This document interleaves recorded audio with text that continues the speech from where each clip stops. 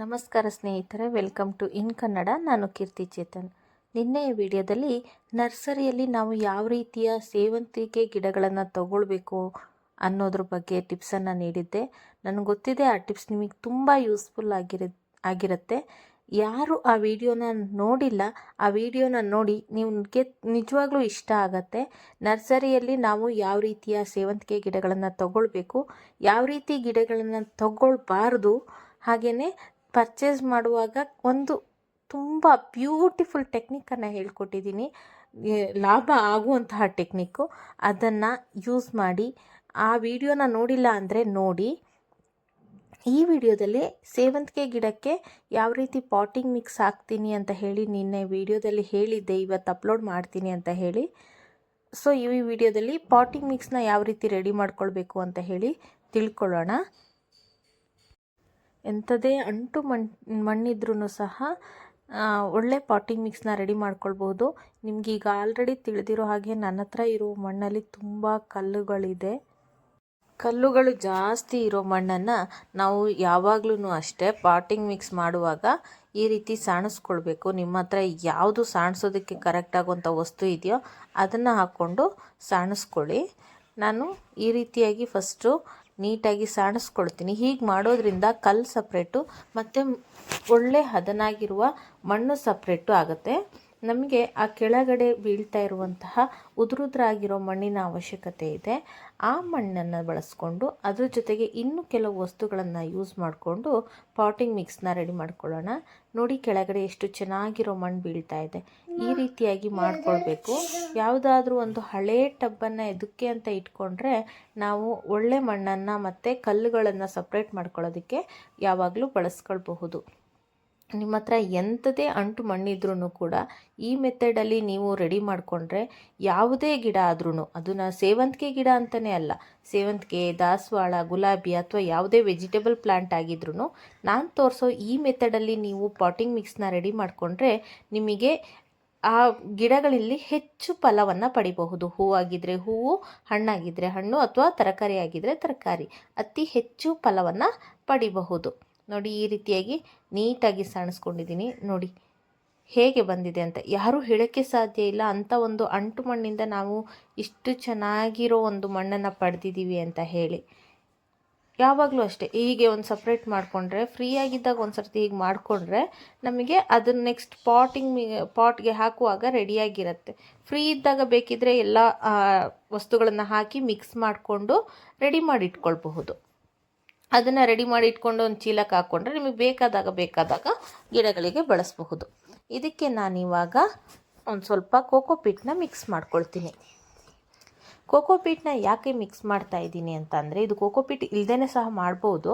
ಕೋಕೋಪೀಟ್ನ ಯಾಕೆ ಮಿಕ್ಸ್ ಮಾಡ್ತಾ ಇದ್ದೀನಿ ಅಂತ ಅಂದರೆ, ಇದು ಸಣ್ಣ ಸಣ್ಣ ಸೇವಂತಿಗೆ ಗಿಡಗಳನ್ನು ನಾನು ನಡ್ತಾ ಇರೋದ್ರಿಂದ ಅದು ಚೆನ್ನಾಗಿ ಬೇರು ಚೆನ್ನಾಗಿ ಡೆವಲಪ್ ಆಗಿ ಗಿಡ ಚೆನ್ನಾಗಿ ಆಗಲಿ ಫಸ್ಟು ಅಂತ ಹೇಳಿ ನಾನಿವಾಗ ಕೋಕೋಪೀಟ್ನ ಹಾಕ್ತಾಯಿದ್ದೀನಿ.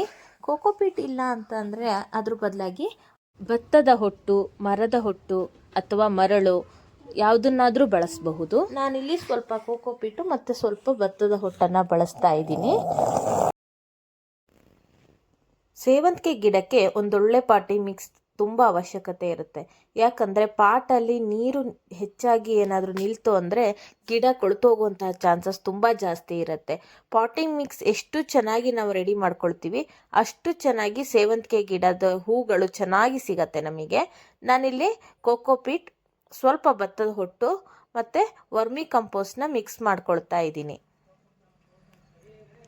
ಗೊಬ್ಬರನ ಸ್ಟಾರ್ಟಿಂಗಲ್ಲೇ ಕೊಡೋದ್ರಿಂದ ನಾವು ಕೋಕೋಪೀಟು ಮತ್ತು ಭತ್ತದ ಹೊಟ್ಟನ್ನು ಮಿಕ್ಸ್ ಮಾಡಿರೋದ್ರಿಂದ ಬೇರು ಚೆನ್ನಾಗಿ ಡೆವಲಪ್ ಆಗುತ್ತೆ.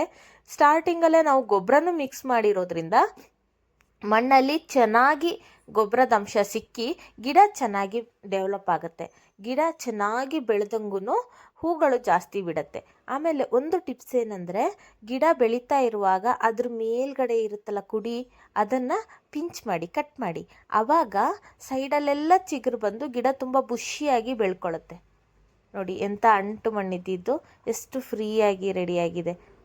ಒಂದು ಸ್ವಲ್ಪ ಕೂಡ ಅಂಟ್ಕೊಳ್ಳೋದಿಲ್ಲ. ಹೀಗೆ ರೆಡಿ ಮಾಡ್ಕೊಂಡಿದ್ದೀನಿ.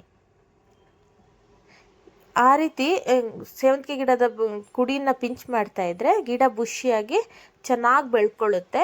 ಅದೊಂದು ಟಿಪ್ಸ್ನ ಫಾಲೋ ಮಾಡಿ. ಈ ರೀತಿ ನೀವು ರೆಡಿ ಮಾಡಿಕೊಂಡ್ರೆ ನೆಕ್ಸ್ಟು ಯಾವ ಗೊಬ್ಬರ ಕೊಡದೈತಿ ಇದ್ರೂ ತೊಂದರೆ ಇಲ್ಲ. ನನ್ನ ಚಾನಲಲ್ಲಿ ಇದೆ ನೋಡಿ ಸುಮಾರು ಲಿಕ್ವಿಡ್ ಫರ್ಟಿಲೈಸರ್ಗಳ ವಿಡಿಯೋ. ಅದರಲ್ಲಿ ನಿಮಗೆ ಯಾವುದು ಈಸಿ ಅನಿಸುತ್ತೆ ನಿಮಗೆ ಫ್ರೀ ಆದಾಗ ಆ ಲಿಕ್ವಿಡ್ ಫರ್ಟಿಲೈಸರ್ನ ಮಾಡಿ ಗಿಡಗಳಿಗೆ ಕೊಡಿ. ಅದೊಂದು ಟಿಪ್ಸ್ನ ಫಾಲೋ ಮಾಡ್ಕೊಂಡು ಬಂದರೆ ಸಾಕಾಗುತ್ತೆ. ಯಾಕಂದರೆ ಆಲ್ರೆಡಿ ನಾವು ಮಣ್ಣಲ್ಲಿ ಗೊಬ್ಬರನ ಕೊಟ್ಟಿರೋದ್ರಿಂದ ನೆಕ್ಸ್ಟು ರೆಗ್ಯುಲರಾಗಿ ಕೊಡ್ತಾ ಇರಬೇಕಂತ ಏನಿಲ್ಲ.